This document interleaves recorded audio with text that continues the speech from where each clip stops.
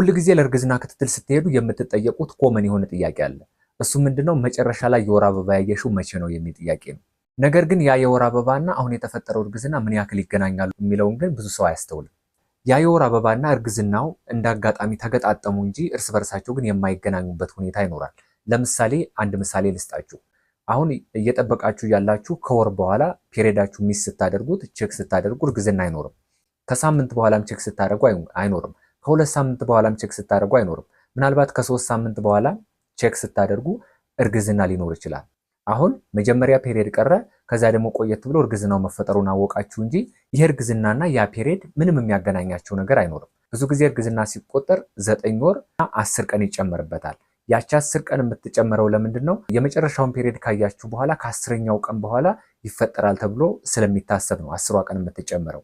አሁን በሰጠኋችሁ ምሳሌ መሰረት የአንድ ሴት እንደዚህ ቢመጣ አይደለም ከ10ኛው ቀን በኋላ ከአንድ ወር በኋላ ራሱ እርግዝናው አልተፈጠረም። ስለዚህ እነዚህ ነገሮች የፔሪዱ መቅረትና የእርግዝናው መፈጠር ተገጣጠሙ እንጂ በፍጹም አይገናኙም። በእንደዚህ መልኩ ሁሌ ሄዳችሁ እርግዝና ክትትል ስታደርጉ ብዙ ጊዜ የሚጠየቀው ጥያቄ ምንድነው? የወር አበባ መጨረሻ ላይ ያየሽው መቼ ነው ተብሎ ይጠየቃል። እናንተም መጨረሻ ላይ ያያችሁበትን ጊዜ ትናገራላችሁ። በዚያው መሰረት እርግዝናችሁ እየተቆጠረ ይሄዳል። ይሄ ደግሞ ሄዶ መጨረሻ ላይ ትክክለኛው የእርግዝና ጊዜያችሁ ለምሳሌ 40 ሳምንት ሆኖ በአቆጣጠሩ መሰረት ግን 42 ሳምንትና ከዚያ በላይ ሊነካ ይችላል ማለት ነው።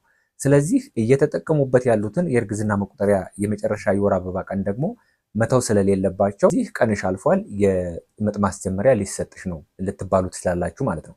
ይሄ ደግሞ ያለ ጊዜው የሚሰጥ የምጥ ማስጀመሪያ መርፌ ፌል ሊያደርግ ይችላል፣ በትክክል ላይ ስራ ይችላል። ከዚያ በኋላ እሱ ፌል ሲያደርግ ወደ ኦፕሬሽን ሊኬድ ይችላል ማለት ነው። ይህ ምን ያመጣል? ሄዶ አነሰሰሪ ኢንተርቬንሽን ያመጣባቸዋል።